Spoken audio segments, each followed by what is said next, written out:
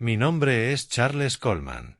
Tengo 69 años, y por fin estoy en paz, después de una guerra que jamás quise pelear. Como supervisor de transporte retirado, creí haber construido un legado para mi hijo André y su esposa Brianna. Un hogar lleno de amor. Hasta que escuché a mi nuera susurrar su plan de Navidad, conseguir mi firma en unos papeles y después del Año Nuevo enviarme a una residencia. Llamó a mi casa una mina de oro que debía convertirse en efectivo. Solo sonreí y guardé silencio. La siguiente vez que vinieron, tras disfrutar de una encantadora cena navideña, los recibió un agente inmobiliario y un gran cartel de vendido clavado en el jardín. Antes de contarte cómo logré darle la vuelta a su codicioso plan, me gustaría saber desde dónde me escuchas. Déjalo en los comentarios. Y por favor, dale me gusta y suscríbete si crees que el respeto a nuestros mayores no se negocia. Mi silencio no fue debilidad. Fue una estrategia. Una estrategia nacida 32 días antes de aquella Navidad, en un tranquilo martes por la tarde que empezó con inocencia y terminó en traición. La casa estaba en calma, bañada por esa suave luz del atardecer que tanto amaba mi difunta esposa, Rose.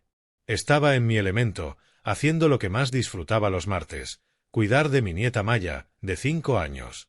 Ella era la luz de mi vida, una mezcla perfecta de los rasgos de mi hijo y el espíritu apasionado de su abuela. Después de un almuerzo con nuggets de pollo y rodajas de manzana, se quedó dormida en su pequeña cama de arriba, la misma que alguna vez fue de André. La arropé, respirando el dulce aroma de su champú, y sentí una paz profunda. En la cocina, dejé el receptor del monitor de bebé sobre la vieja encimera de fórmica. Era un aparato antiguo, con algo de estática, pero cumplía su función. Mientras tarareaba una vieja canción de Etta James, aquella con la que Rose y yo solíamos bailar, escuchaba la respiración suave y constante de Maya a través del altavoz. Ese sonido era seguridad. Era amor. Era el mundo tal como debía ser. Estaba a mitad de lavar los platos, con las manos sumergidas en el agua tibia y jabonosa, cuando la puerta principal se abrió. André y Brianna habían llegado antes de lo esperado. Una grata sorpresa, pensé. Iba a saludarlos cuando, de pronto, sus voces se colaron nítidas por el monitor de bebé. Estaban en el vestíbulo, justo debajo del cuarto de Maya, y sus palabras se escuchaban con claridad. Creían que yo estaba en el jardín cuidando los rosales de Rose, ahora marchitos. La voz de Brianna fue la primera, cargada de irritación, sin molestarse en disimularla. Dios, odio conducir hasta esta parte de Brooklyn, suspiró con dramatismo. Es tan sucia. En cuanto cruzamos Atlantic Avenue, siento que debo cerrar con seguro las puertas del coche. La toalla que sostenía goteó sobre el fregadero. Era una queja conocida, se la había oído decenas de veces. Para ella, el barrio donde mi hijo creció, donde generaciones de familias trabajadoras habían forjado sus vidas, no era más que una molestia. Era mi hogar. La voz de André sonó más suave, pero carente de convicción. Era la voz de un hombre que hacía mucho había renunciado a discutir con su esposa. Yo crecí aquí, dijo él.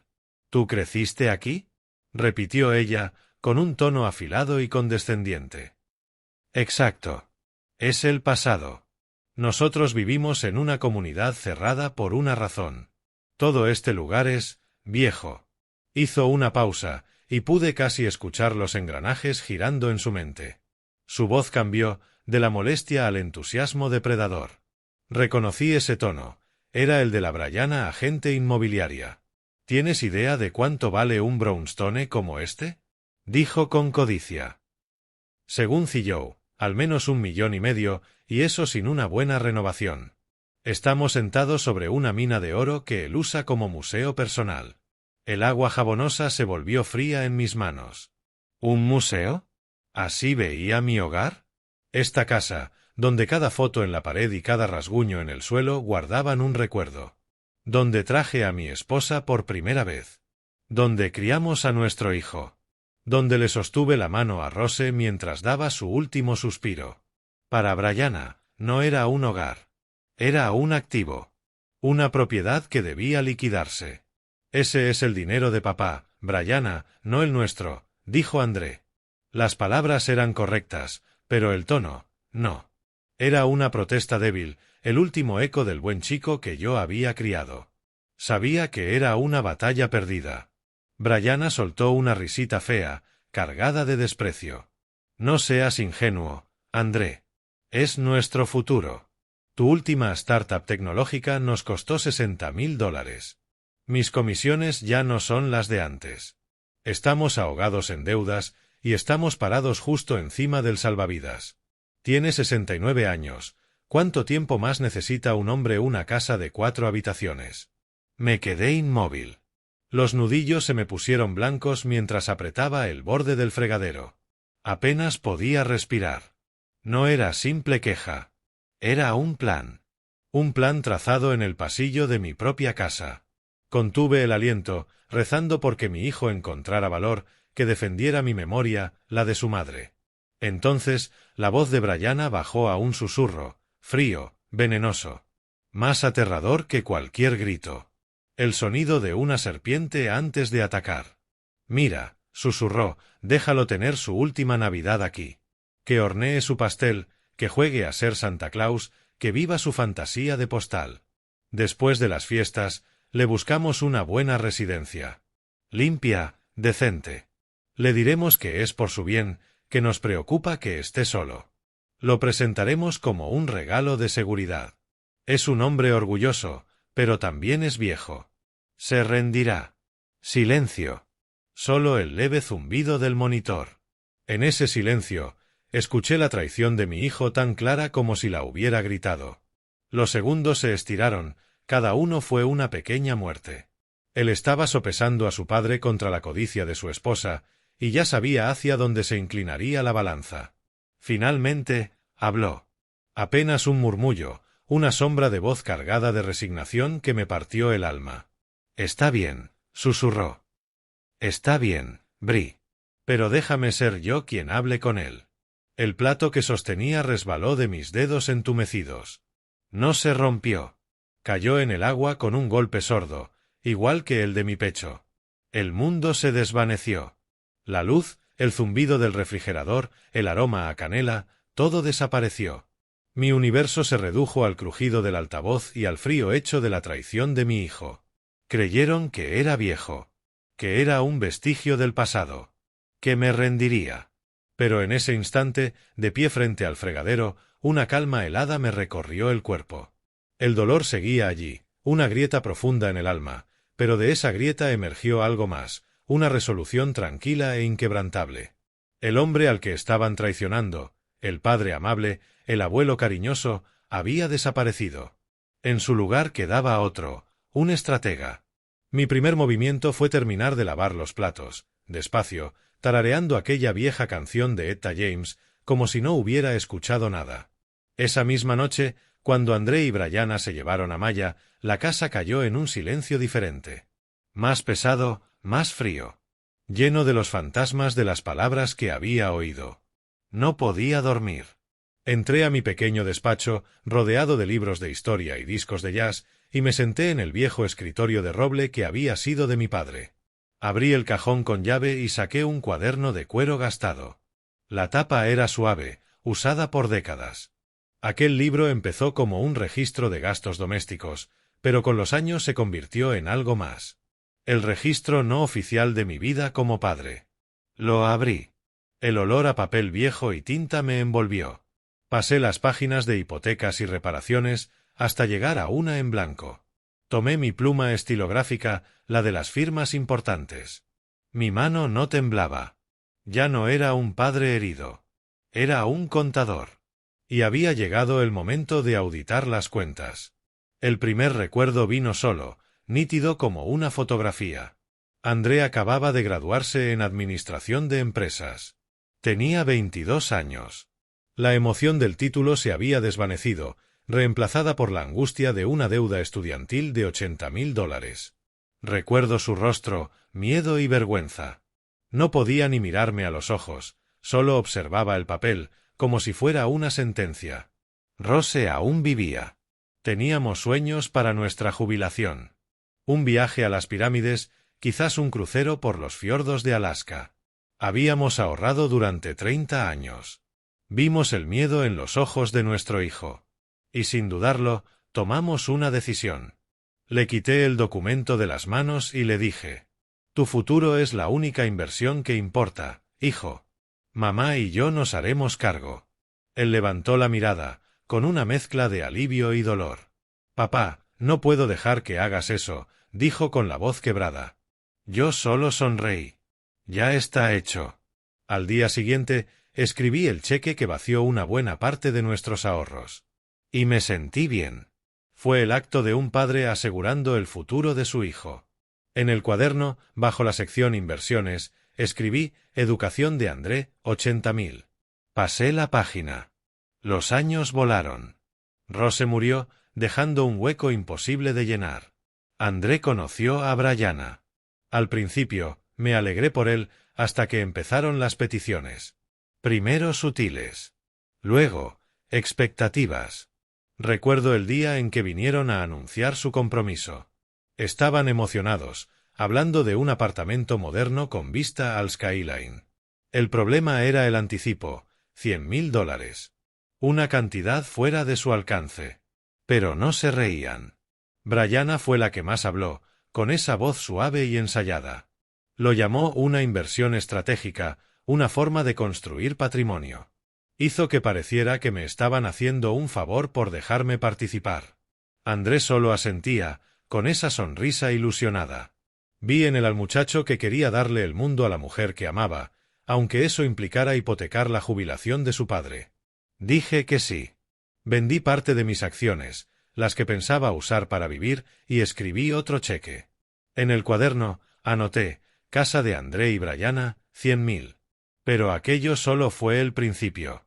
Se abrió la compuerta. André, alentado por la fe ciega de Brianna en su genialidad, decidió volverse empresario. Primero, un servicio de reparto de café gourmet. Es como Uber, pero para cafeína, papá. No puede fallar. $40.000 para una máquina industrial y una furgoneta. Fracasó en 6 meses. Luego vino la panadería de galletas artesanales para perros, inspirada en su caniche de diseño. La gente gasta más en sus perros que en sus hijos, papá. Esto es una mina de oro. $30.000 más para hornos y harina orgánica. La mina se agotó en menos de un año. Cada vez, la escena era la misma. André exponía su idea con entusiasmo ciego, y Brianna asentía, insertando palabras como disrupción de mercado y escalabilidad. Hacían que la deuda sonara como una aventura. Cada vez que cedía, ¿cómo podía decir que no? ¿Cómo iba a ser yo el que se interpusiera en los sueños de mi hijo? Yo era su padre. Era mi deber creer en él, sobre todo cuando nadie más lo hacía. Mi mano recorrió la página, la pluma arañando en la habitación en silencio. Furgoneta de café, $40.000, galletas para perros, $30.000, dispositivos inteligentes para el hogar, $25.000. Los números se amontonaban, cada uno un monumento a mi propia ceguera deliberada. Dejé la pluma. La página estaba llena, una columna de fechas, descripciones y cifras. Mi caligrafía era cuidada, casi clínica, como si estuviera registrando los gastos de un desconocido. Busqué la vieja calculadora sobre mi escritorio, su panel solar cubierto por una fina capa de polvo. Empecé a teclear. El suave clic de las teclas de plástico era el único sonido en la habitación. 80.000 más 100.000 más 40.000 más 30.000 más 25.000. Pauseé el dedo sobre el botón del igual. Por un momento no quise ver el resultado. Temía la verdad cruda e innegable que representaría, pero necesitaba saber. Pulsé. El número que apareció en la pequeña pantalla LCD me dejó sin aliento, $345.000. Me quedé mirando la cifra largo tiempo. No representaba amor, apoyo ni deber paterno. Era la etiqueta del precio de mi propia estupidez. Era el costo de la debilidad de mi hijo y de la ambición de su esposa. A sus ojos yo no era un padre. Era un fondo, una línea de crédito que nunca se cerraba. Y en ese instante, viendo ese número frío y duro, comprendí, nunca fue un regalo. Fue una serie de transacciones. Y yo había sido el único que no entendía los términos hasta entonces. Pero los números en la página, por impactantes que fueran, no contaban toda la historia. La verdadera deuda que me debían no se podía medir en dólares. Se medía en memoria. Se medía en el fantasma de mi esposa, Rose. Me recosté en la silla, el cuero gimió suavemente y miré alrededor de mi pequeño despacho. Mi vista se posó en una fotografía desvaída en la pared. Rose y yo, a finales de los 20, en los escalones de esta misma casa. Estábamos cubiertos de salpicaduras de pintura, exhaustos, pero con una sonrisa de oreja a oreja. El banco apenas nos había aprobado el préstamo. Nuestras familias nos decían que estábamos locos. El barrio entonces era considerado peligroso y el viejo brownstone estaba casi en ruinas. Ventanas tapiadas, tuberías hechas polvo y una familia de mapaches instalada en el ático. Pero Rose vio más allá de la decadencia. Tenía visión. Caminó por las habitaciones polvorientas y no vio lo que eran, vio lo que podían ser. Vio un hogar. Y porque ella lo vio, yo también lo vi. Pasamos fines de semana y noches enteras durante 2 años devolviéndole la vida a este lugar. Recuerdo el olor a serrín y pintura fresca. Para mí fue siempre el olor de la esperanza. Recuerdo cuando arrancamos aquel papel pintado manchado del comedor y descubrimos el precioso ladrillo original debajo. Rose aplaudió, los ojos brillando de una manera que siempre hacía que el corazón me doliera de amor. Ella eligió el azul profundo para las paredes del dormitorio, decía que le recordaba al cielo de la tarde. Yo instalé el parquet del salón yo mismo, tabla por tabla, con las rodillas protestando, mientras ella canturreaba por la radio y me traía té helado. Esta casa no fue algo que compramos, fue algo que construimos, un testamento vivo de nuestra asociación. Cada tablón que lijé, cada pared que ella pintó, era un verso en la larga poesía de nuestro matrimonio. Aquí trajimos a André del hospital, un pequeñísimo bulto envuelto en una manta azul. Aquí marcamos su altura en el marco de una puerta año tras año. Aquí celebramos cumpleaños y fiestas, aquí lloramos la pérdida de nuestros padres, y aquí, al final, sostuve a mi hermosa Rose en mis brazos por última vez en ese mismo dormitorio de paredes azul profundo. Esta casa no era solo ladrillo y madera, era el repositorio de toda mi vida. Brianna nunca vio nada de eso. Desde el primer momento en que André la trajo a conocerme, ella miró esta casa no como un hogar, sino como un proyecto con defectos. Recorrió las habitaciones con la mirada crítica de quien rehabilita viviendas, fijándose en lo que consideraba imperfecciones. Al principio lo tomé como una diferencia de gusto, una brecha generacional. Pero sus comentarios no eran observaciones casuales, eran pequeños ataques estratégicos contra el alma misma de la casa, contra la memoria de mi esposa. Recuerdo un domingo, hace aproximadamente 1 año. Estábamos en el comedor y Brianna miraba el papel pintado floral, el patrón de rosas y enredaderas que Rose había elegido. «¿Sabes, Charles?», dijo, tocando la mesa con su uña perfectamente arreglada. «Un simple color gris minimalista aquí modernizaría el espacio». El tenedor se me quedó suspendido a mitad de camino hacia la boca. «Deprimente», dijo. Ese papel pintado fue el telón de fondo de todas nuestras cenas familiares felices. Miré a André esperando que dijera algo y él no hizo más que ocuparse con la comida, negándose a mirarme. «A tu suegra le encantaba ese papel», murmuré. «Se queda». Brianna sonrió, una sonrisa tensa, y ya no añadió nada más, pero el mensaje fue claro, el gusto de Rose era obsoleto. Otra vez, junto a la ventana trasera, mirando el jardín de Rose, ese caos amoroso de rosas trepadoras, lavanda y girasoles, dijo, «Podríamos allanar todo esto. Imagina un patio moderno de piedra, una hoguera, unos sofás de exterior, sería perfecto para recibir». Quería verter hormigón sobre la tierra que las manos de mi esposa habían cultivado durante 30 años. Trató las flores que Rose amaba como si fueran maleza. Pero lo peor fue su propuesta sobre la repisa de la chimenea. Está llena de fotografías, una línea del tiempo de nuestra familia, mi foto de boda con Rose, André de niño con los dientes separados, la primera fiesta de cumpleaños de Maya. Brianna cogió mi foto de boda y su pulgar rozó la cara sonriente de Rose. «Estos marcos están un poco desordenados», dijo. «Deberíamos hacernos unos retratos profesionales. Tú, André y Maya, un conjunto impecable. Actualizaría mucho el salón». Entendí en ese momento lo que estaba haciendo. Una campaña sistemática para borrar a Rose, para despojar a la casa de su historia y su corazón, convertirla en una propiedad genérica vendible, vacía de significado personal. Cada sugerencia era una pequeña pala cavando en los cimientos de mi vida, intentando facilitar que André olvidara que aquello no era solo una casa, era el legado de su madre. Era mi santuario. Me di cuenta, sentado en mi despacho, de que esta pelea no era solo para evitar que me encerraran en una residencia. Era para proteger la última pieza física que quedaba de mi esposa en este mundo. Y esa era una batalla que no iba a perder. Mis sospechas, ya plenamente despiertas, empezaron a ver un patrón en cosas que antes ignoraba. Observé cómo, en los últimos meses, Brianna se había encargado de recoger mi correo. Lo traía del buzón, lo revisaba sobre la mesa de la cocina y me entregaba solo lo que ella consideraba importante, descartando el resto como publicidad. Lo presentaba como un gesto amable. Déjame ahorrarte el trabajo, Charles. Tanto de esto es basura. En su momento lo vi como preocupación y exceso de celo. Ahora lo vi por lo que era, una intercepción estratégica, el acto de una guardiana controlando el flujo de información. Así que una noche, mucho después de que se hubieran ido, esperé. La casa estaba oscura y en silencio. Fui al garaje y aparté el gran contenedor azul de reciclaje de la pared. Bajo la fría luz de una bombilla desnuda, empecé a hurgar entre viejos periódicos, botellas de leche vacías y la montaña de correspondencia que Brianna tan amablemente había descartado por mí.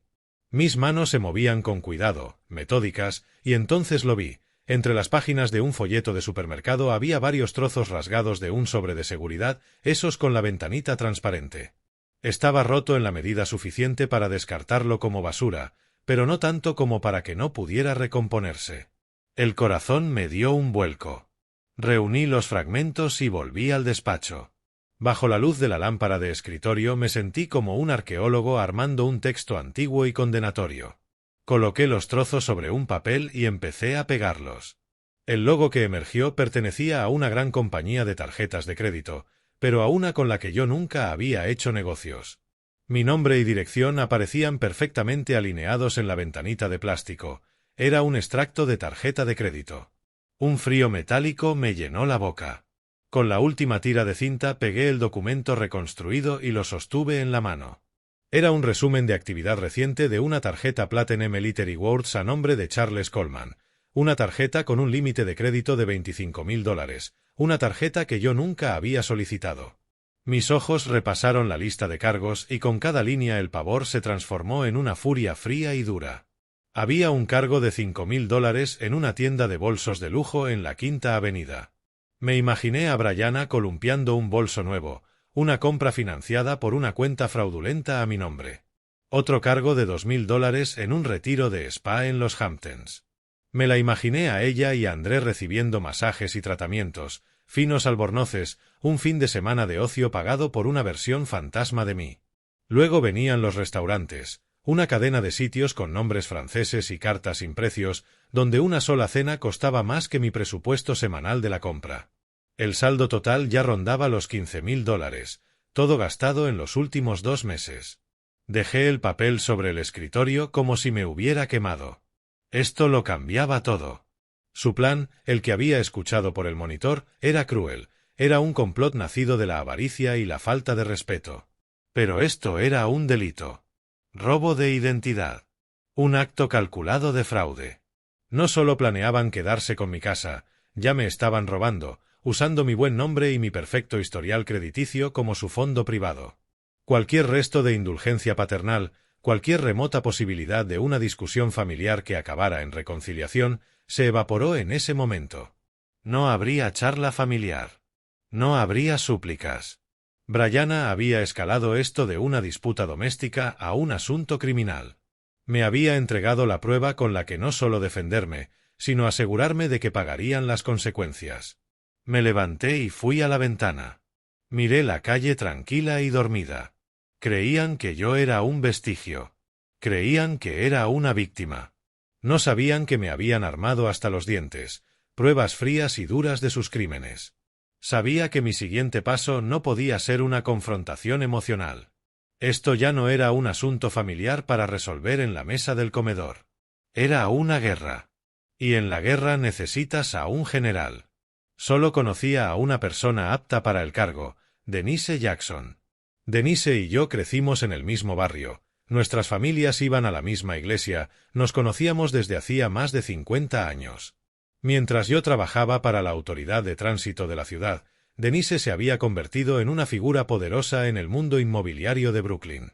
Era una leyenda, elegante, afilada, capaz de negociar con los desarrolladores más despiadados de la ciudad sin despeinarse. Y, lo más importante, era ferozmente protectora de nuestra comunidad. Tenía fama de defender a dueños mayores de compradores depredadores y de familias codiciosas. Había visto esta historia antes. Cogí el teléfono, la mano firme, y marqué su línea privada, un número que no usaba desde hacía años. Respondió al segundo timbrazo, su voz nítida y eficiente. Denise Jackson. Denise, soy Charles Coleman. Hubo una breve pausa y su voz se ablandó un poco. Charles, ha pasado tanto tiempo. ¿Todo bien? No, dije, con la voz baja y serena. No. Necesito verte. Es urgente y es por mi casa. No dudó. Mi oficina, 1 hora. Colgó. La oficina de Denise estaba en la última planta de un edificio moderno con vistas al puente de Brooklyn. El espacio era minimalista y poderoso, todo cristal y acero, muy lejos de las cálidas habitaciones llenas de recuerdos de mi brownstone. Ella estaba de pie junto a la ventana cuando entré, una silueta contra el brillo de la ciudad. Al verme, la sonrisa cálida se desvaneció y apareció la preocupación. No perdió tiempo con banalidades. Me señaló una de las butacas de cuero frente a su amplio escritorio de cristal. Háblame, Charles. No me explayé ni me dejé llevar por la emoción. Presenté los hechos como un fiscal expone un caso. Empecé por el monitor de bebé y las palabras susurradas de Brianna, seguí con el cuaderno y los cientos de miles que había invertido en sus vidas. Y para rematar, deslicé el extracto de la tarjeta reconstruida sobre su escritorio pulido. La observé mientras lo leía. No mostró lástima. No dijo, oh, Charles, lo siento mucho. Su rostro se endureció, la mandíbula se tensó y una ira profesional, fría, se instaló en sus ojos, la mirada de una guerrera ante un enemigo conocido. Apoyó los dedos sobre mi firma forjada y me miró, firme. Fraude contra el anciano, robo de identidad, dijo. Esto no es una pelea familiar, Charles. Es un delito grave. Lo sé, respondí. Se inclinó hacia adelante, al grano. ¿Cuál es el objetivo final? ¿Quieres asustarles? ¿Que te devuelvan el dinero? No, dije, la palabra salió más fuerte de lo que esperaba. Devolverme el dinero es imposible. Asustarles no basta. Quiero que se salgan de mi vida y proteger mi casa, la casa de Rose, de su codicia. Quiero asegurarme de que nunca la toquen. Denise asintió lentamente, la mente trabajando, procesando variables y trazando una estrategia. Hablemos del activo, dijo. La casa está a tu nombre y solo a tu nombre, ¿correcto? Título limpio, sin hipoteca, confirmé. La pagué hace 15 años. Perfecto, sonrió con satisfacción. Eso significa que no tienen base legal. 0. Podemos excluirlos por completo. Tenemos opciones, ponerla en un fideicomiso o, hizo una pausa, mirándome fijamente, podemos hacer algo más decisivo. ¿Quieres venderla, Charles? La pregunta quedó flotando en el aire. Vender la casa. El pensamiento era un dolor físico, una desgarradura en el pecho. Vender el santuario que Rose y yo habíamos construido. ¿Cuál era la alternativa? Vivir allí esperando su siguiente movimiento, sabiendo que la veían como un montón de billetes. Dejar que eventualmente la heredaran y la destrozaran. Pensé en el jardín de Rose siendo enterrado bajo losetas, sus fotos arrancadas de la repisa. No. Nunca. Miré a Denise y asentí con decisión. Sí. Véndela. Su expresión no cambió, pero vi un nuevo nivel de respeto en sus ojos. Entonces eso haremos, dijo con tono estratégico y decidido. Tengo una lista de compradores en efectivo, promotores que pueden cerrar en semanas, no meses. Lo haremos discretamente, fuera de mercado. No lo verán venir hasta que esté hecho. Charles, dijo, inclinándose sobre el escritorio con una promesa poderosa en la voz. Cometieron el error de pensar que eras una víctima. Les vamos a enseñar que eres un rey y una fortaleza. Acaban de ser excluidos para siempre. Salí de la oficina de Denise con una claridad que no sentía desde hacía años. La niebla del dolor y la traición se había ido, en su lugar había líneas claras, un plan de batalla. Denise era mi general. Yo era el soldado en el terreno. Mi primera misión, reunir pruebas irrefutables, un registro visual de su perfidia que nadie, ni abogado, ni juez, y desde luego no mi hijo, pudiera negar.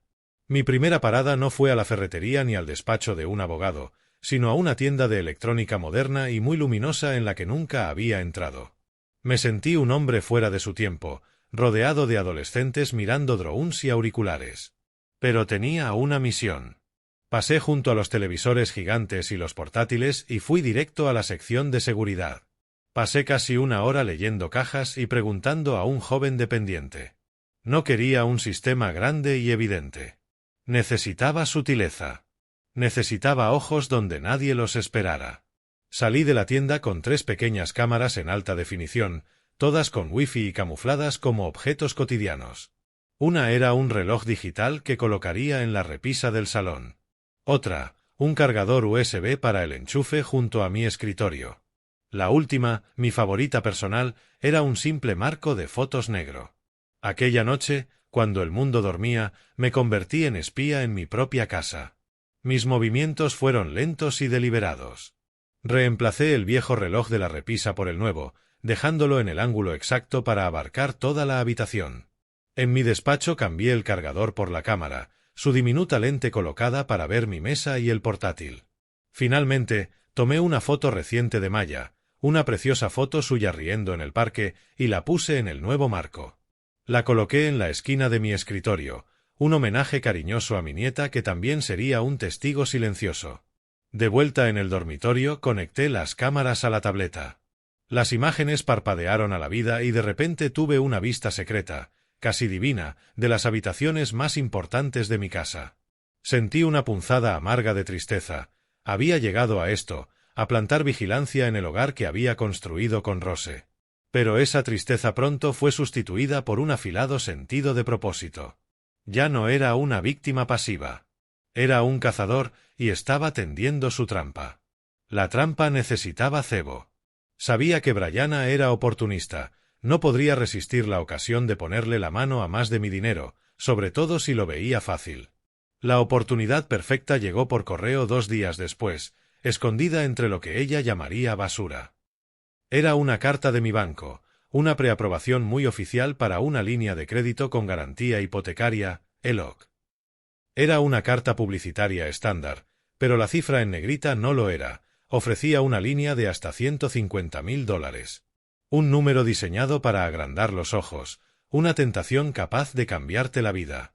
No la abrí. La dejé sellada. El martes siguiente, antes de que André y Brianna vinieran a dejar a Maya, coloqué con cuidado la carta en la pequeña pila de facturas de mi escritorio. No la puse arriba, la metí en medio, parcialmente tapada por un recibo de servicios y un catálogo. Lo justo para que se viera, si alguien estaba buscando lo que no debía. El escenario estaba listo. Las cámaras, grabando. Ahora solo tenía que esperar. 3 días después, Brianna vino sola, con la excusa de dejarme unas compras que había recogido para mí. André, supuestamente, estaba atrapado en una reunión.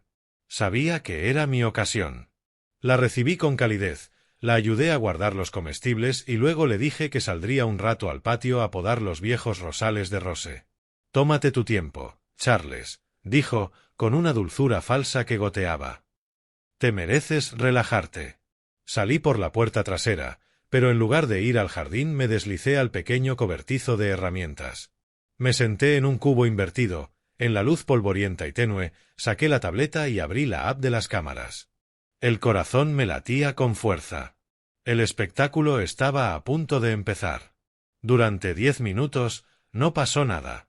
La vi en la pantalla moverse por el salón, esponjando cojines, pasando el dedo por la repisa polvorienta de la chimenea. Luego se deslizó hacia mi despacho. La cámara del cargador de móvil me dio un primer plano perfecto. Observé cómo sus ojos recorrían la pila de correo en mi mesa. Se detuvieron. Se inclinó. Su mano, como una serpiente, salió disparada y pescó la carta del Eloc del centro del montón. Miró con nerviosismo hacia la puerta trasera y, con rapidez, rasgó el sobre. La vi leer la carta. Sus ojos se agrandaron al ver la cifra de 150.000. Una sonrisa lenta y codiciosa se le extendió por la cara. Era eso. Se sentó en mi silla, y sacó una hoja de borrador del cajón. Y entonces la vi, mudo de asombro, empezar a practicar mi firma. Charles Coleman escribió una y otra vez, imitando los bucles y trazos que había visto en los incontables cheques que les firmé. La cámara del marco de fotos captó su concentración feroz, la lengua asomando apenas mientras trabajaba. Tras una docena de intentos, pareció satisfecha. Hecho un ovillo, guardó el papel en el bolsillo. Luego abrió mi portátil. La luz de la pantalla iluminó su rostro con una expresión de codicia pura. Sentí la sangre enfriarse mientras la veía entrar en la web del banco. Sus dedos volaron sobre el teclado. Mi nombre, mi dirección, mi fecha de nacimiento y mi número de la seguridad social. Toda la información que había ido recopilando ayudándome con las finanzas. Completó toda la solicitud en menos de 5 minutos. El último paso era la firma digital. Marcó la casilla «Acepto los términos y condiciones» y con un clic final envió la solicitud. Una sonrisita triunfal le tembló en los labios. Cerró el portátil, volvió a colocar la carta abierta en la pila de correo y se levantó como si nada hubiera pasado. El delito se había consumado. En el cobertizo, toqué la pantalla de la tableta y guardé toda la grabación condenatoria. No sentí sorpresa, solo una validación fría y escalofriante. La tenía. Había capturado su verdadera alma en vídeo. El vídeo de Brianna era la pistola humeante, prueba dura y fría, en alta definición. Pero, al verlo en bucle, una molestia se me clavó en el estómago. El vídeo mostraba la mano de Brianna, su rostro, su firma. ¿Y mi hijo? ¿Coprotagonista o solo un hombre débil, manipulado, cegado por la ambición de su esposa? En mi corazón, necesitaba saberlo. Darle una última oportunidad de ser el hombre que crié. El hombre al que Rose adoró. Necesitaba escucharlo de su propia boca. Confirmar su complicidad.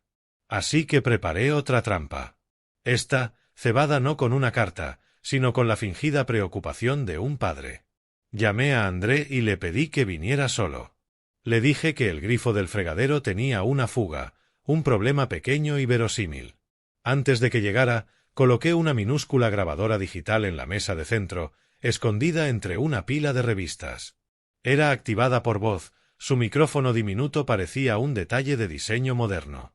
André llegó alterado, quejándose del tráfico. Lo llevé a la cocina y, durante unos minutos, interpretamos nuestros papeles de siempre. Yo, el padre envejecido; él, el hijo solícito pero un poco impaciente. Tras apretar sin necesidad una conexión bajo el fregadero, le ofrecí té helado. Nos sentamos en el salón, bajo ese silencio pesado que ahora ocupaba el espacio entre nosotros. Era mi momento. Me incliné, procurando sonar genuinamente confundido y preocupado. «Hijo», empecé. Me llegó una carta rarísima del banco el otro día. Habla de una línea de crédito con la casa. ¿Tú entiendes estas cosas? ¿Sabes de qué va? La verdad, me preocupa que alguien esté intentando estafarme. Le miré la cara. Era una prueba perfectamente diseñada. Le di la excusa perfecta para confesar. Podía culpar a Brianna. Fingir sorpresa. Cualquier cosa, menos lo que hizo. Vi un destello de pánico crudo en sus ojos, un ciervo encandilado por los faros. Se movió incómodo, la mirada saltando por la habitación, posándose en cualquier lugar menos en mi rostro. «Ah, eso», balbuceó, forzando una risita. «Seguro que es correo basura, papá. Ya sabes cómo son, mandan esas cosas a los viejos todo el rato para que pidan préstamos que no necesitan. Es depredador. Tritúrala. En serio, no te preocupes. La mentira fue torpe. Patética». Apreté un poco más, para medir la profundidad del engaño. ¿Seguro, hijo? Parecía muy oficial. Tenía el logo del banco y todo. Su irritación brotó, un mecanismo para tapar el miedo. Sí, papá, seguro, dijo, demasiado alto. No es nada. Créeme. Entonces lo vi claro, no era un espectador. Era el portero, bloqueando, protegiendo la conducta delictiva de su esposa. Asentí despacio y aflojé, fingiendo estar tranquilo. Está bien, hijo. Si tú lo dices. Pero sentí como morían las últimas brasas de esperanza. El chico que crié ya no estaba. En su lugar, un extraño nervioso y deshonesto. Esa noche obtuve el resto de la prueba. Les había invitado a cenar, un domingo normal, una farsa de normalidad. La grabadora seguía en la mesa de centro, un centinela silencioso y paciente. Cenamos. Hablamos del tiempo. Comentamos los avances de Maya en infantil. Fue agonizante. Después, me excusé para hacer café en la cocina y los dejé solos en el salón. Me quedé junto a la puerta, fuera de su vista, escuchando. Más tarde, con auriculares, oiría la grabación. Cada palabra sería un clavo en el ataúd de mi hijo. Primero habló él, un susurro nervioso y urgente. Lo sabe, Brianna. Te digo que lo sabe. Me preguntó por el ELOC. Le llegó una carta. Tuve que mentirle en la cara. La respuesta de Brianna no fue la de una esposa preocupada, sino el siseo frío y desdeñoso de una cabecilla cuya mano derecha está perdiendo los nervios. Claro que mentiste. ¿Qué ibas a hacer? ¿Confesar? No seas idiota, André. Es un anciano. Está confundido. Probablemente ya se olvidó. Estás paranoico. No parecía que se fuera a olvidar, insistió André, con la voz temblándole.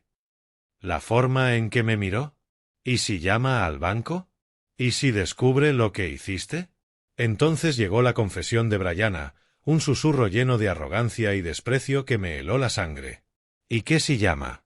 Yo hice la solicitud. El dinero estará en una cuenta online que él no conoce para la semana que viene. Es financiación puente para tu nueva empresa, ¿entiendes? Es para nosotros. Cuando vendamos la casa lo devolvemos y nadie se enterará.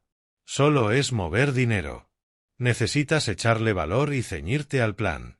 Es un plan brillante. Hubo una larga pausa.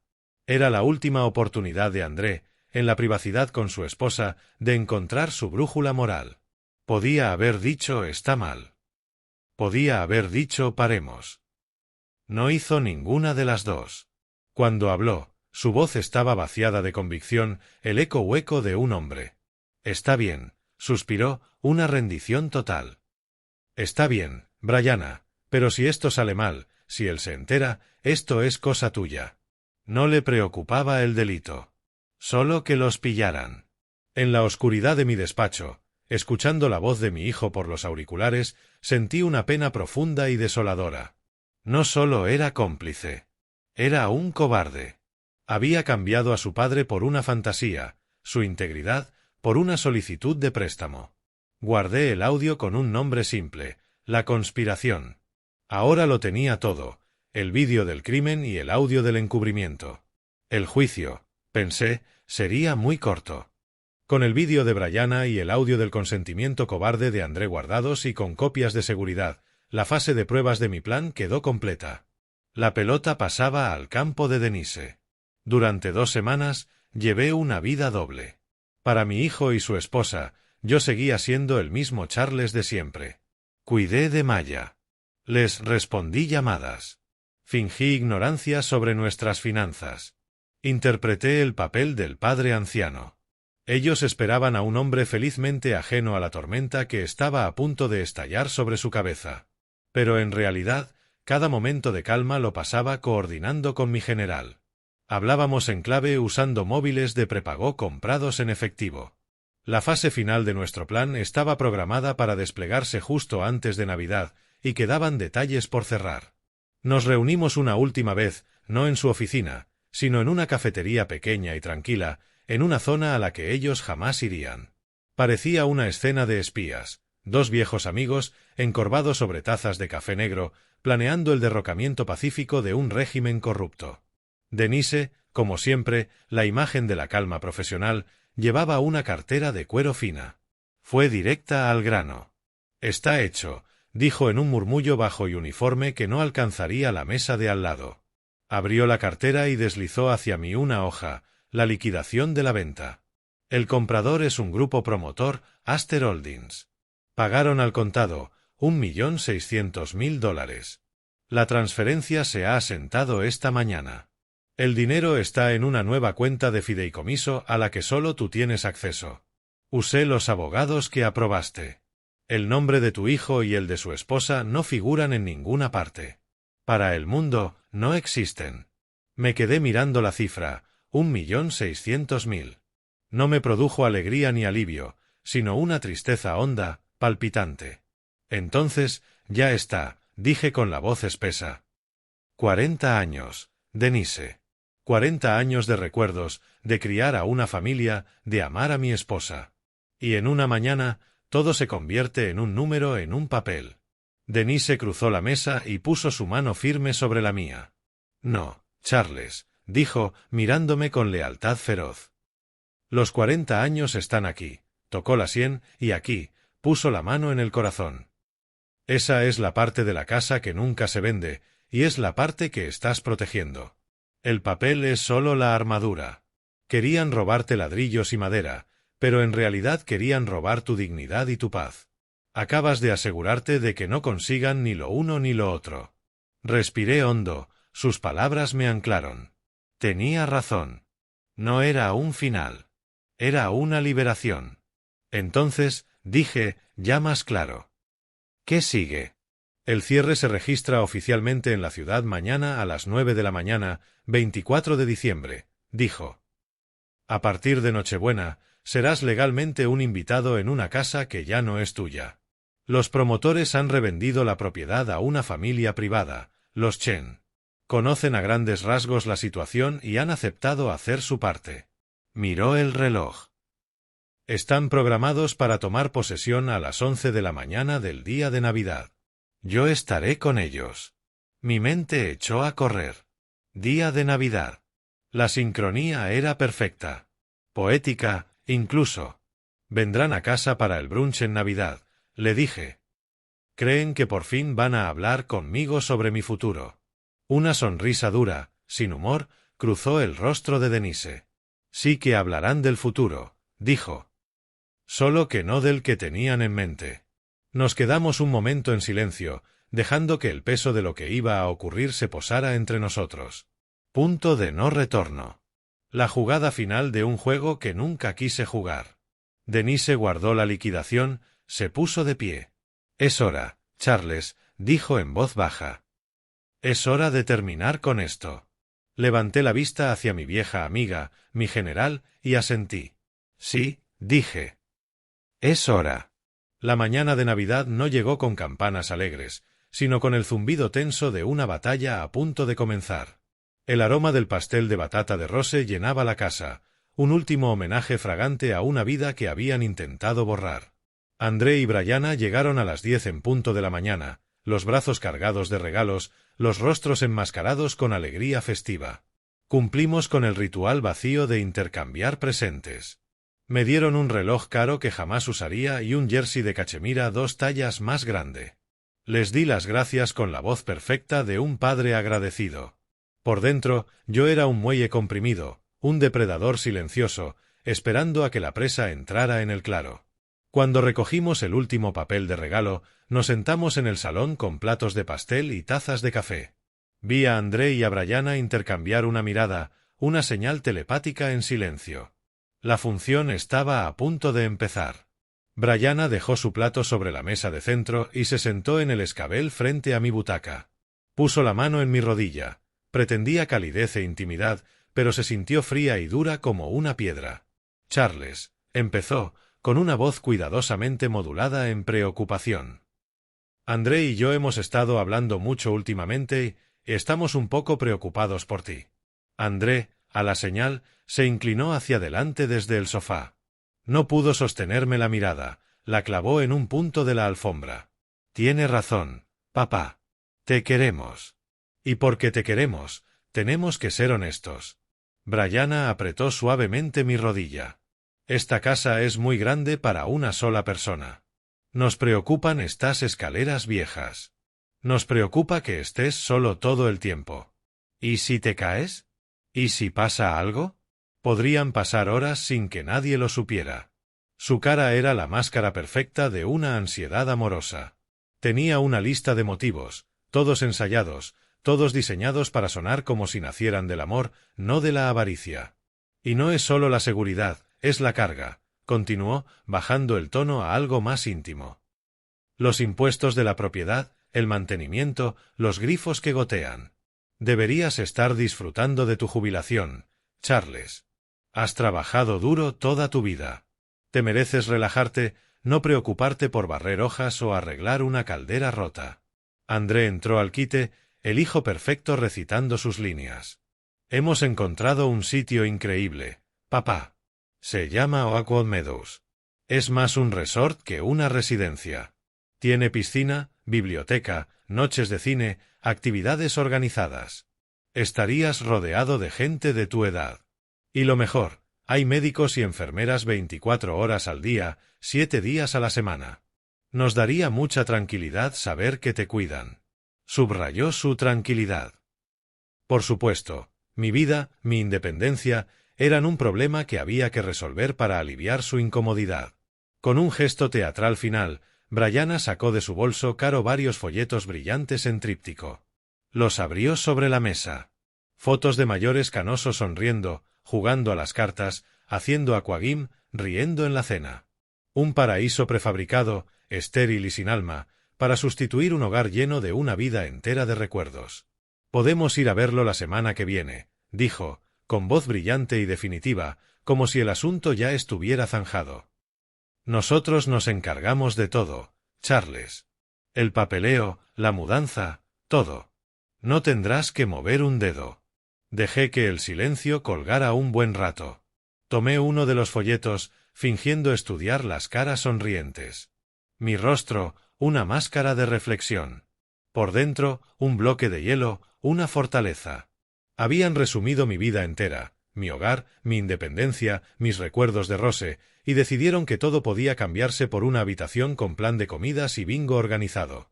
La cima de su falta de respeto. La condescendencia final hacia toda mi existencia. Se miraron de nuevo, vi pasar entre ellos una sonrisa pequeña, triunfal. Creían que me estaba doblando. Que el viejo por fin cedía. Dejé el folleto con cuidado sobre la mesa y los miré, primero a mi hijo, luego a su esposa. Permití que una sonrisa leve, un poco triste, me rozara los labios. Cuando hablé, mi voz fue suave, teñida de la cansada resignación que llevaba semanas practicando. «¿Sabéis?», dije, en voz baja. «Tenéis razón. Es mucho para un solo hombre. Aprecio que se preocupen por mí así. De verdad significa mucho». El alivio en la cara de André fue tan profundo que resultó casi cómico. Los ojos de Bryana brillaron con victoria. Habían ganado. Se acabó. Los dejé saborear su victoria unos segundos más antes de soltar la línea que llevaba un mes esperando decir. «Es una decisión muy grande», dije, negando despacio, como aplastado por la gravedad del momento. «Y se siente como el fin de una era. Así que, antes de hablar más de esto, quiero enseñaros algo. Una película casera especial que preparé para la ocasión. Un pequeño homenaje, una forma de despedirme de esta vieja casa. ¿Por qué no se sirven otro trozo de pastel mientras lo pongo?» Bryana y André se miraron con suficiencia curiosa. Una peli casera.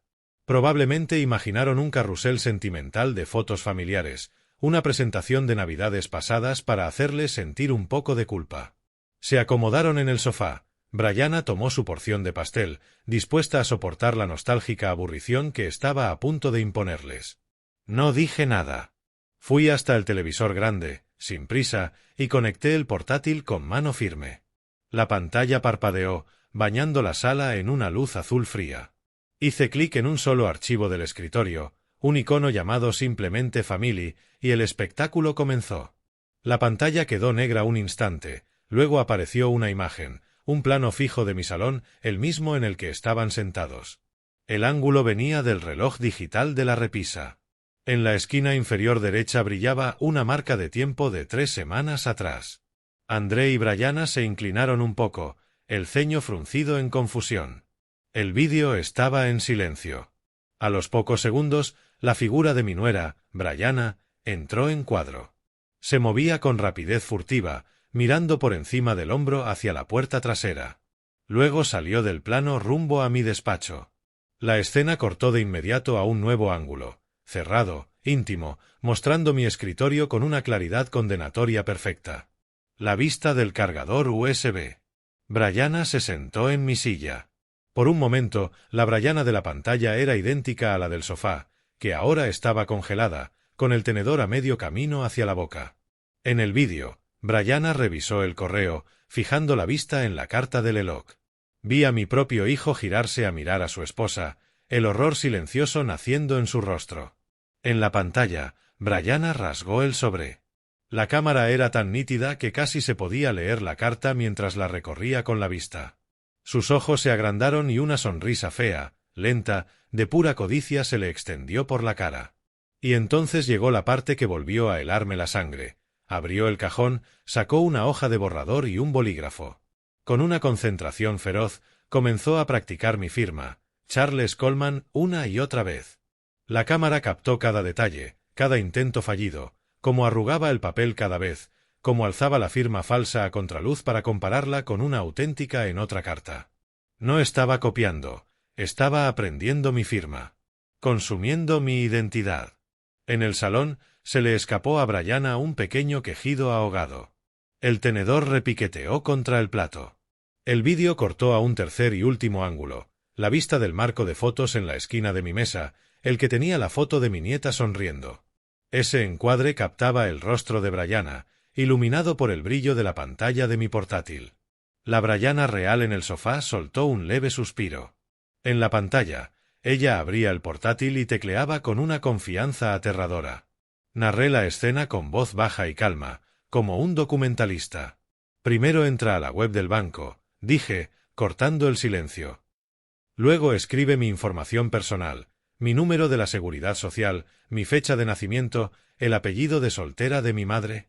Toda la información que recopiló mientras tan amablemente me ordenaba los papeles. Vi el rostro de André desmoronarse. La verdad lo golpeaba como un puñetazo. En la pantalla, los dedos de Brianna volaban al completar la solicitud. Cada campo lleno. Cada casilla marcada. Y llegó el momento final del delito, la firma digital. Brianna marcó con calma la casilla de acepto los términos y condiciones en mi nombre. Luego movió el cursor y presionó enviar solicitud. Una sonrisita triunfal le curvó los labios. Lo había hecho.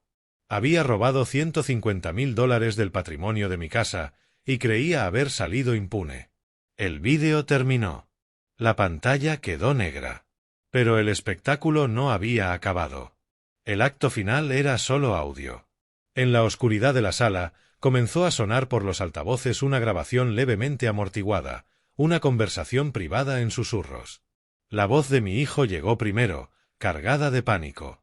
«Lo sabe, Brianna. Te digo que lo sabe. Me preguntó por el Eloc. Le llegó una carta. Le tuve que mentir en la cara». La voz de Brianna le siguió, afilada y llena de desprecio. «Claro que le mentiste. ¿Qué ibas a hacer? ¿Confesar? No seas idiota, André. Es un viejo. Está confundido. Probablemente ya se olvidó. Estás paranoico». No parecía que se fuera a olvidar, insistió André en la grabación, con un temblor. ¿Cómo me miró? ¿Y si llama al banco? ¿Y si descubre lo que hiciste? Entonces llegó la confesión completa de Brianna, un susurro tan arrogante y desdeñoso que llenó el salón como un gas tóxico. ¿Y qué si llama? Yo rellené la solicitud. El dinero estará en una cuenta online que él no conoce para la semana que viene. Es financiación puente para tu nueva empresa, ¿entiendes? Es para nosotros. Cuando vendamos la casa, lo devolvemos y nadie se entera. Solo es mover dinero. Tienes que echarle valor y seguir el plan. Es un plan brillante. Hubo una pausa larga y terrible en la grabación. Y llegaron las palabras finales, las que sellaron el destino de mi hijo, su voz, un susurro hueco de rendición. Está bien, Brianna, pero si esto sale mal, si él se entera, esto es cosa tuya. El archivo terminó. La pantalla siguió negra. El único sonido era el zumbido bajo del televisor. El silencio era absoluto, más pesado y condenatorio que cualquier grito. Encendí una lámpara de mesa. A su luz suave vi sus caras. La de Brianna era una máscara de terror primario. Tenía la boca abierta, sin palabras, un animal acorralado frente al cazador. André no la miraba a ella ni al televisor. Me miraba a mí, con el rostro blanco como una sábana. La mentira se había ido. La función había terminado. Y en sus ojos vi la ruina patética y desmoronada del hombre que pudo haber sido. El silencio que siguió a la grabación era una cosa viva. Llenó la habitación, asfixiándolos con la verdad de lo que habían hecho. El rostro de Brianna era un caos de rabia y pánico, su máscara de civilidad hecha añicos. André era un fantasma, pálido y tembloroso, con los ojos clavados en mí, una mirada de desesperación lacerante. Estaban atrapados y lo sabían. Entonces, un sonido cortó la tensión, nítido y claro como el mazo de un juez. El timbre. Brianna y André dieron un brinco. Yo, en cambio, lo esperaba. Ya voy, dije con calma, poniéndome en pie. Caminé a la puerta principal, pasos parejos, sin prisa. Al abrirla, Denise Jackson estaba en el porche, poderosa y elegante como una reina con su traje entallado. A su lado, una pareja de mediana edad con ojos amables y comprensivos. Denise. Señores Chen. Saludé, abriendo más la puerta. Pasen, su timín es perfecto. Entraron al recibidor. Los ojos de Denise recorrieron la escena del salón, la furia aterrada de Brianna, la figura quebrada de André. Su rostro, una máscara de profesionalidad fría. ¿Qué es esto? Acertó a balbucear André, apenas en un susurro. ¿Quiénes son estas personas, papá? Brianna encontró su voz, áspera, chirriante. ¿Qué está pasando, Charles? Denise dio un paso al frente y tomó el mando de la habitación. No me miró a mí, se dirigió directamente a André y a Brianna, con cortesía, pero con la autoridad helada de quien tiene todas las cartas. Señor Coleman, señora Coleman, dijo, me llamo Denise Jackson y ellos son los señores Chen. Creo que están ustedes en su casa. La frase quedó flotando un instante, tan audaz e imposible que no terminó de registrar. Brianna reaccionó primero con una risita histérica y corta. ¿Su casa? ¿De qué diablos habla? Esta es la casa de Charles. Es nuestro hogar familiar. Denise no discutió ni alzó la voz. Abrió su cartera de cuero y sacó un grueso fajo de documentos con una pinza. Ya no, dijo, con una voz que cortó la histeria como cristal. La venta se cerró ayer por la mañana a las 9. El título fue transferido oficialmente. La propiedad ahora pertenece legalmente a mis clientes, los señores Chen. Tengo copias de la escritura y del cierre aquí mismo, todo registrado en la ciudad. Avanzó y dejó los documentos sobre la mesa de centro.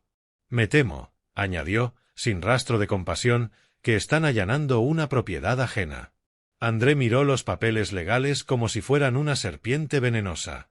Le temblaban tanto las manos que ni pudo tocarlos. Brianna solo los observaba, incapaz de procesar. Mientras ellos se quedaban clavados en la incredulidad, Denise hizo un leve gesto con la cabeza al señor Chen. Él se excusó en silencio y salió por la puerta.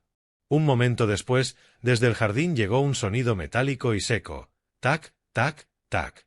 Brianna giró la cabeza hacia el ventanal. Y lo vio. El señor Chen, en el césped, usando un pequeño mazo para clavar las patas de un gran cartel rojo y blanco en la tierra blanda. Una sola palabra brutal en negro. Vendido. Ese fue el instante en que Brianna se quebró.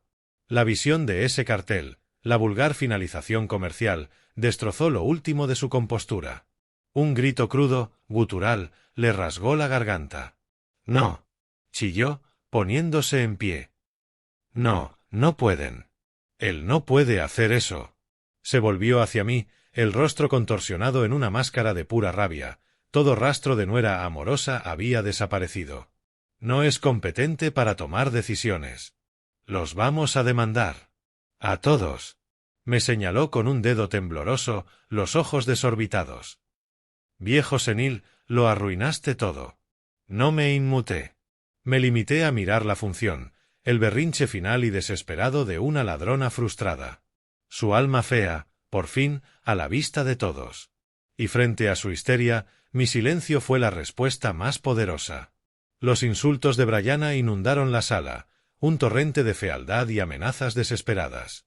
Me llamó necio, monstruo, anciano senil que había arruinado su vida. Estaba tan consumida por su propia furia, tan perdida en el incendio de su codicia frustrada, que ni siquiera oyó el sonido que puso fin a su actuación.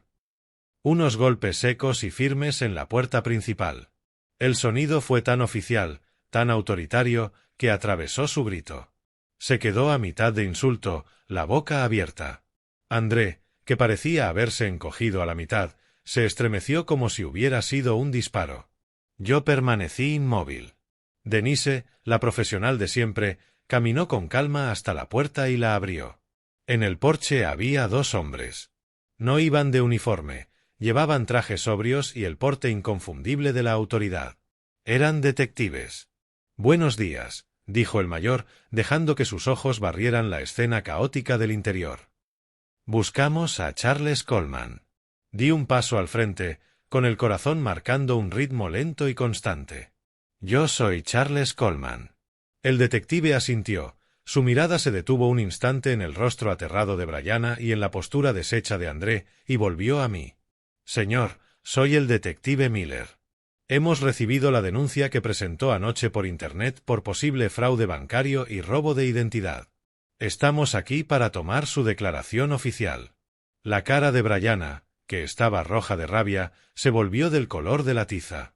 La palabra fraude, pronunciada por un policía delante de ella, hizo la situación terroríficamente real. Toda la pelea se le escapó del cuerpo, sustituida por un miedo animal. André simplemente cerró los ojos, como si deseara despertarse de una pesadilla.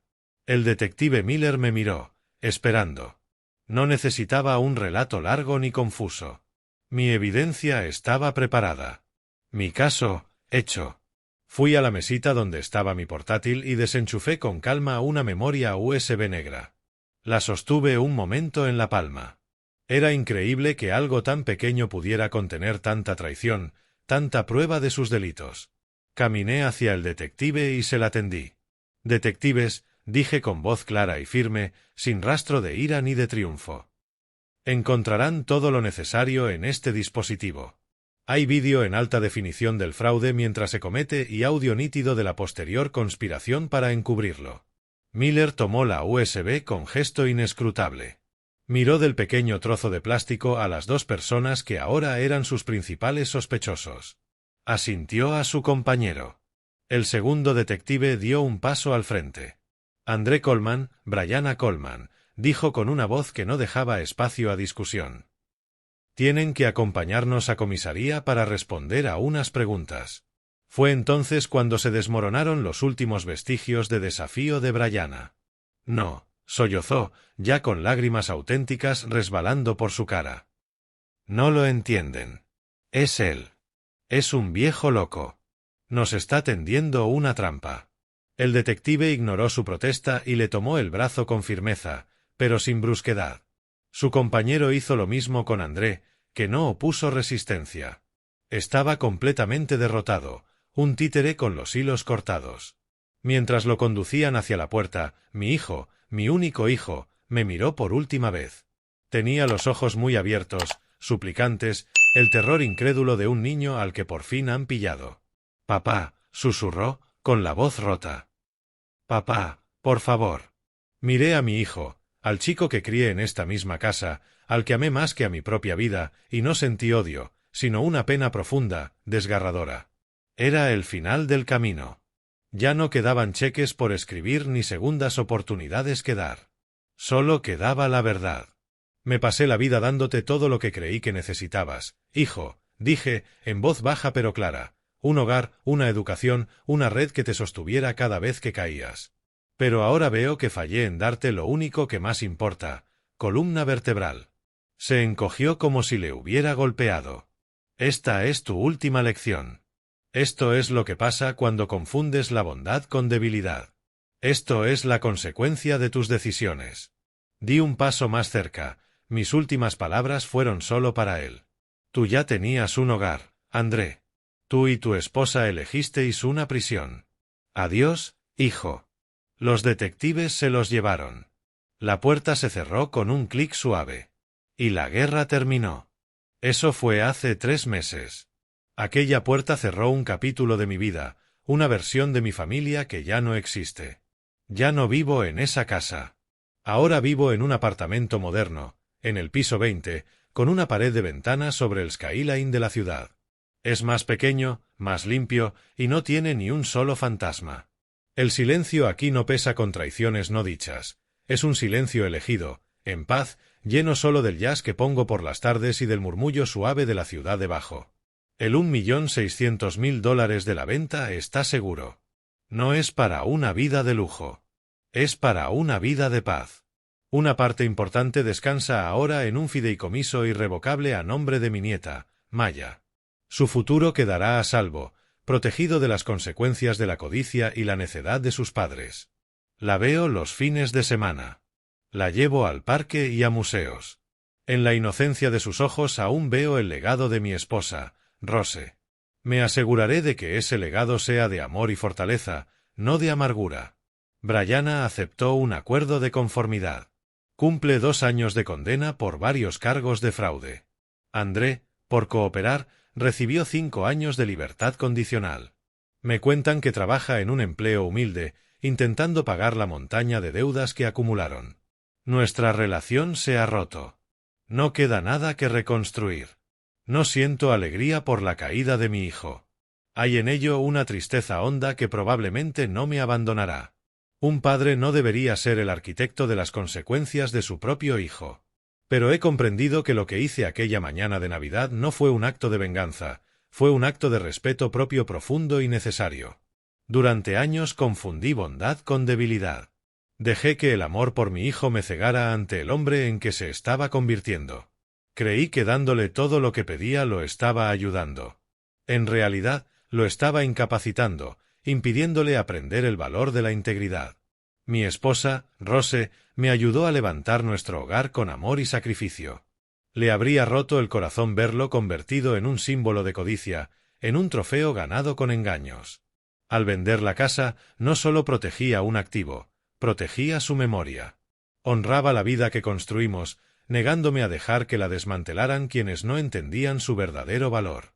He aprendido que la verdadera fuerza no está en cuanto das a tus hijos, sino en enseñarles el valor de ganarse las cosas. También he aprendido que, a veces, la única manera de proteger la vida que has construido es estar dispuesto a soltar el edificio. Tengo 69 años y, por primera vez en mucho tiempo, soy verdaderamente libre. La lección más dura fue que el amor incondicional nunca debe exigir irrespeto incondicional. Durante demasiado tiempo creí que mi papel era ser la red de seguridad. Pero entendí que una red sin límites es simplemente una trampa que permite la mala conducta. La verdadera fortaleza no es solo dar, es reconocer tu propio valor y exigir el respeto que mereces. Proteger tu paz y tu legado no es egoísmo, es el acto supremo de autopreservación. Llegó tarde a mi vida, sí. Pero es la lección que, por fin, me ha hecho libre.